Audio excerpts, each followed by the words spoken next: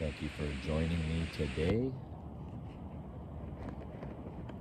There's no other day than today, forever. If you hear these words by default, you're not special, but you are. But you're not, but you are. But you really are. You really are. The most special. Understand I love you a lot. Here we go. Hope no one minds me reading this story. I Sing the Body Electric, Ray Bradbury. Have not read this story before, but don't ruin it for anybody. Try to read it like a normal person. And here we go. Yes, we'll gather at the river. Sorry for the poor sound. I'm going to address that. Appreciate your patience. Yes, we'll gather at the river. At 1 minute to 9, he should have rolled the wooden Indian back into warm tobacco darkness and turned the key in the lock. But somehow he waited because there were so many lost men walking by in no special direction for no special reason. A few of them wandered in to drift their gaze over the tribal cigars laid out in their neat brown boxes, then glanced up, suddenly surprised to find where they were, and said evasively, "Evening, Charlie." "So it is," said Charlie Moore. Some of the men wandered off empty-handed. Others moved on with the nickel cigar unlit in their mouths. So it was 9:30 of a Thursday night before Charlie Moore finally touched the wooden Indian's elbow as if disturbing a friend and hating to bother. Gently, he maneuvered the savage to where he became watchman of the night. In the shadows, the carved face stared raw and blind through the door. "Well, Chief, what do you see?" Charlie followed that silent gaze beyond to the highway that cut through the very center of their lives. In locust hordes, cars roared up from Los Angeles. With irritation, they slowed to 30 miles per hour here. They crept between some 36 shops, stores, and old livery stables become gas stations to the north rim of town. There, the cars exploded back to 80, racing like furies on San Francisco to teach it violence. Charlie snorted softly. A man passed, saw him standing with his silent wooden friend, said, "Last night, eh?" and was gone. Last night. There, someone had dared use the words. Charlie wheeled to switch off the lights, lock the door, and, on the sidewalk, eyes down, freeze. As if hypnotized, he felt his gaze rise again to the old highway which swept by with winds that smelled 1,000,000,000 years old. Great bursts of headlight arrived, then cut away in departures of red taillight, like schools of small bright fish darting in the wake of sharks and blind traveling whales. The lights sank away and were lost in the black hills. Charlie broke his stare. He walked slowly on through his town as the clock over the Oddfellows Lodge struck the quarter hour and moved on toward 10. And still he walked and was amazed, and then not amazed anymore to see how every shop was still open, long after hours, and in every door stood a man or woman, transfixed even as he and his Indian brave had been transfixed by a talked about and dreadful future suddenly become here, now, tonight. Fred Ferguson, The taxidermist, kin to the family of wild owls and panicked deer, which stayed on forever in his window, spoke to the night air as Charlie passed. "Hard to believe, ain't it?" He wished no answer, for he went on immediately. "Keep thinking, just can't be. Tomorrow, the highway, dead, and us dead with it." It won't be that bad," said Charlie. Ferguson gave him a shocked look. "Wait, ain't you the one hollered 2 years ago wanted to bomb the legislature, shoot the road contractors, steal the concrete mixers and earth movers when they started the new highway 300 yards west of here? What you mean it won't be bad? It will, and you know it." "I know," said Charlie Moore at last. Ferguson brooded on the near distance. 300 little bitty yards, not much, eh? But seeing as how our town is only 100 yards wide, that puts us, give or take, about 200 yards from the new super road. 200 yards from people who need nuts, bolts, or house paint. 200 from jokers who barreled down from the mountains with deer or fresh-shot alley cats of all sorts and need the services of the only A1 taxidermist on the coast. 200 yards from ladies who need aspirin. He eyed the drugstore. Haircuts? He watched the red-striped pole spin in its glass case down the street. Strawberry sodas? He nodded at the malt shop. You name it. They named it all in silence, sliding their gaze along the stores, the shops, the arcades. Maybe it's not too late. Late? Charlie? Hell! Cement's mixed and poured and set. Come dawn, they yank the roadblocks both ends of the new road. Governor might cut a ribbon from the first car then. People might remember Oak Lane the first week, sure. The second week, not so much. A month from now, we'll be a smear of old paint on their right running south. On their left running south, burning rubber. There's Oak Lane, remember? Ghost town. Oops, it's gone. Charlie let his heart beat 2 or 3 times. Fred, what you gonna do? Stay on a while, stuff a few birds the local boys bring in, then crank the old Tin Lizzie and drive that new super freeway myself, go nowhere, anywhere. And so long to you, Charlie Moore. All right, night, Fred. Hope you sleep. What, and Miss Welcomin' in the new year? Middle of July?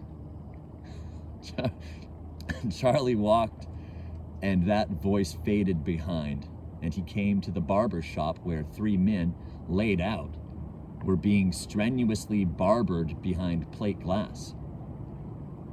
The highway traffic slid over them in bright reflections. They looked like they were drowning under a stream of huge fireflies. Charlie stepped in. Everyone glanced up. Anyone got any ideas? Progress, Charlie, said Frank Mariano, combing and cutting. Is any idea can't be stopped with no other idea? Come on. Let's yank up the whole damn town. Lock, stock, and tar barrel. Carry it over, nail it down by that new road. We figured the cost last year. 4 dozen stores at $3,000 average to haul them just 300 yards west. So ends that master plan, muttered someone under a hot steam towel, buried in inescapable fact. 100, one good hurricane would do the job. Carriage free. They all laughed, quietly. We should all celebrate tonight, said the man under the hot towel. He sat up, revealing himself as Hank Summers, the grocery man. Snort a few stiff drinks and wonder where the hell we'll all be this time next year. We didn't fight hard enough, said Charlie. When it started, we didn't pitch in. Hell! Frank snipped a hair out of the inside of a fairly large ear. When times move, not a day passes someone's not hurt. This month, this year, it's our turn. Next time we want something, someone else gets stepped on, all in the name of get up and go. Look, Charlie, go form a vigilantes. Mind that new road, but watch out. Just crossing the lanes to place the bomb, you're sure to be run down by a manure truck bound for Salinas. More laughter, which quickly faded away. Look, said Hank Summers, and everybody looked. He spoke to his own fly-specked image in the ancient mirror as if trying to sell his twin on a shard logic. We lived here 30 years now. You, me, all of us. Won't kill us to move on. Good God, we're all root and a yard wide. Graduation, school of hard knocks. Is throwing us out the door with no never-minds and no thank yous. I'm ready. Charlie, are you? Me, now, said Frank Mariano. Monday morning, 6 a.m., I load my barber ship in a trailer and shoot off after those customers, 90 miles an hour. There was a laugh, sounded like the very last one of the day. So Charlie turned with one superb and mindless drift and was back on the street.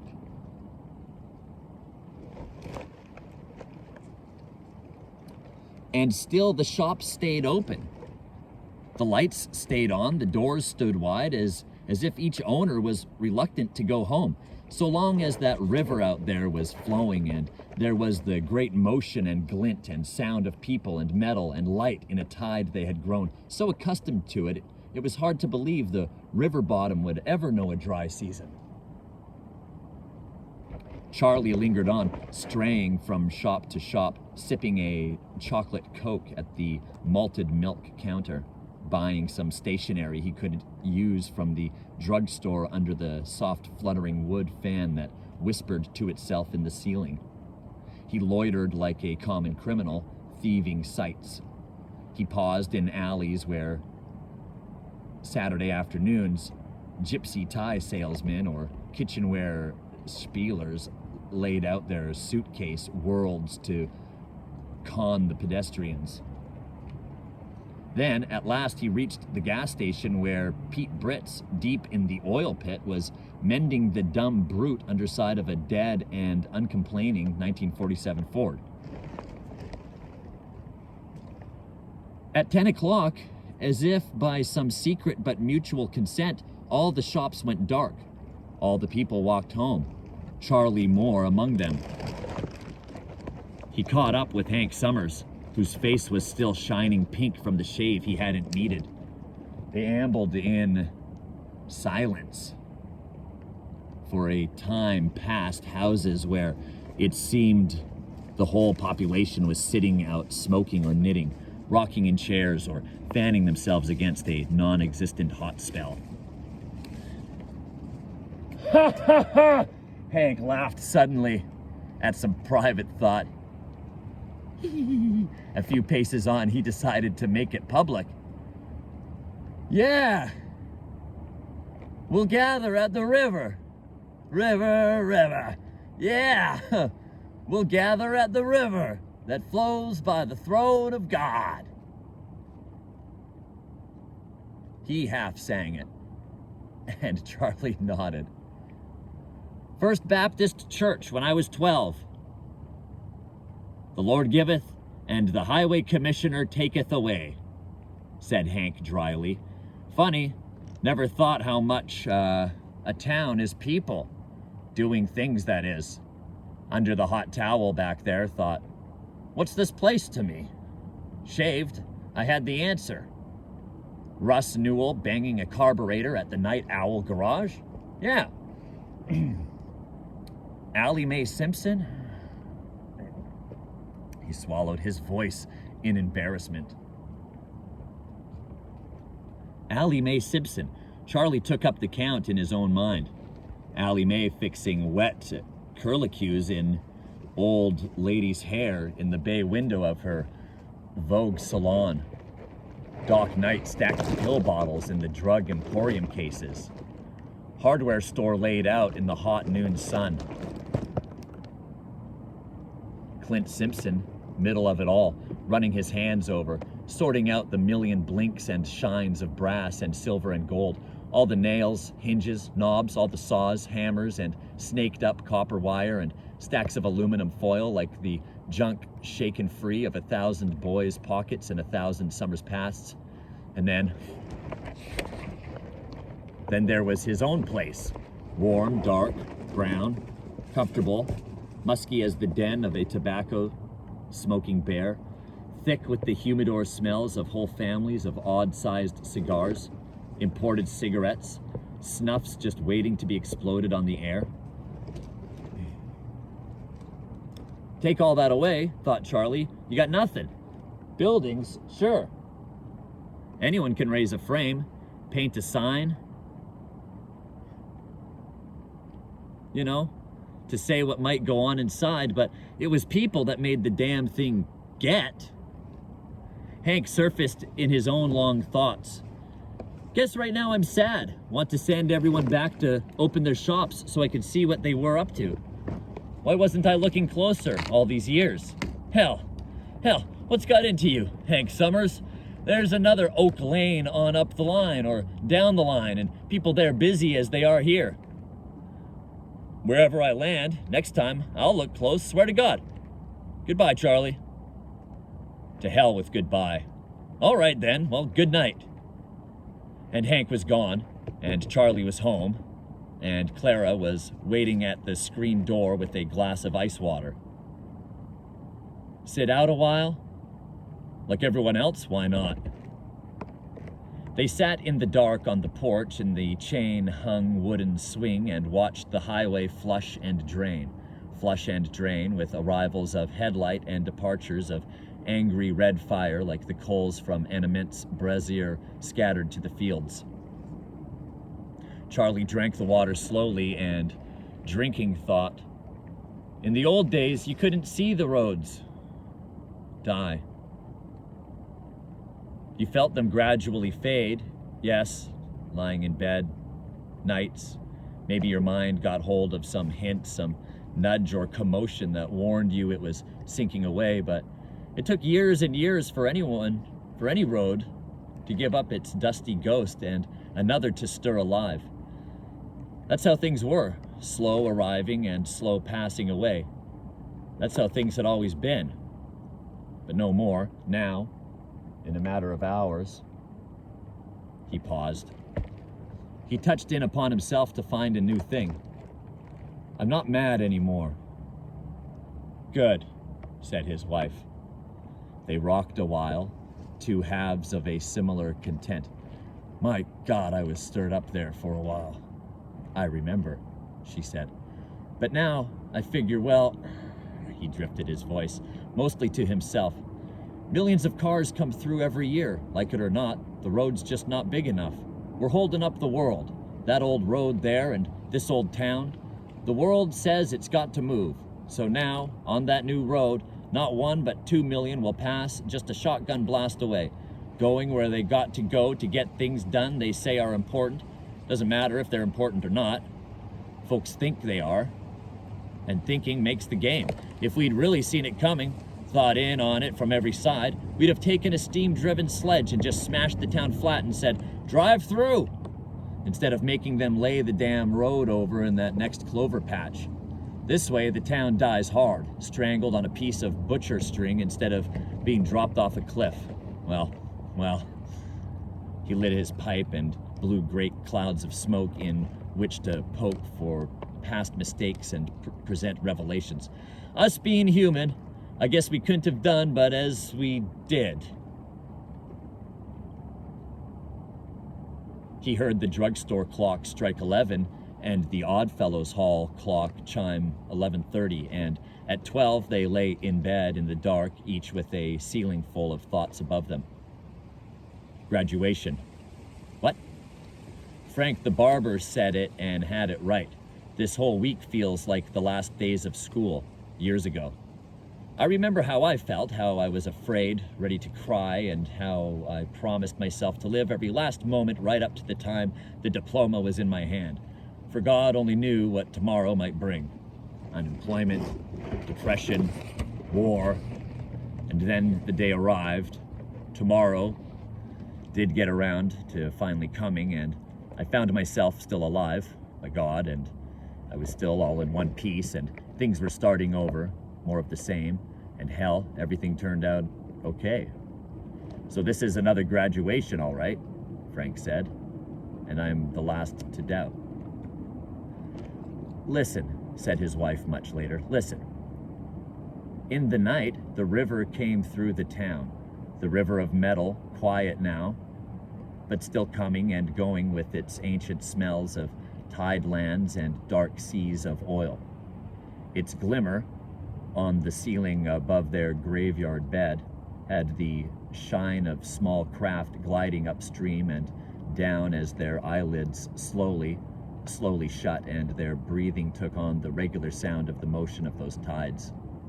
And then they slept. In the first light of dawn, half the bed lay empty. Clara sat up, almost afraid. It was not like Charlie to be gone so early. Then another thing frightened her. She sat listening, not certain what had suddenly made her tremble, but before she had a chance to find out why, she heard footsteps. They came from a long distance away, and it was quite a while before they came up the walk and up the steps and into the house. Then silence. She heard Charlie just standing there in the parlor for a long moment, so she called out, "Charlie, where you been?" He came into the room in the faint light of dawn and sat on the bed beside her, thinking about where he had been and what he had done. Walked a mile up the coast and back, all the way to those wood barricades where the new highway starts. Figured it was the least I could do, be part of the whole darn thing. The new road's open? Open and doing business, can't you tell? Yes. She rose slowly up in the bed, tilting her head, closing her eyes for a moment, listening. So that's it. That's what bothered me. The old road. It's really dead. They listened to the silence outside the house. The old road gone empty and dry and hollow as a river bottom in a strange season of summers that would never stop, that would go on forever. The stream had indeed moved and changed its course, its banks, its bed during the night. Now all you could hear were the trees and the blowing wind outside the house and the birds beginning to sing their arousal choirs in the time just before the sun really made it over the hills. Be real quiet. They listened again. And there, far away, some 250 or 300 yards off across a meadow field nearer the sea, they heard the old, the familiar, but the diminished sound of their river taking its new course, moving and flowing, it would never cease, through lengths of sprawling land away north and then on south through the hushed light. And beyond it, the sound of real water, the sea which might almost have drawn the river to come down along the shore.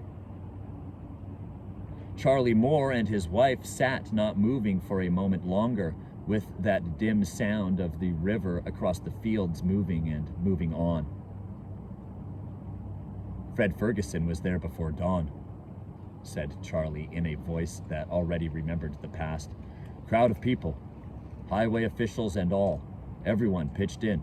Fred, why, he just walked over and grabbed a hold of one end. I took the other. We moved one of those wood barricades together. Then we stood back and let the cars through.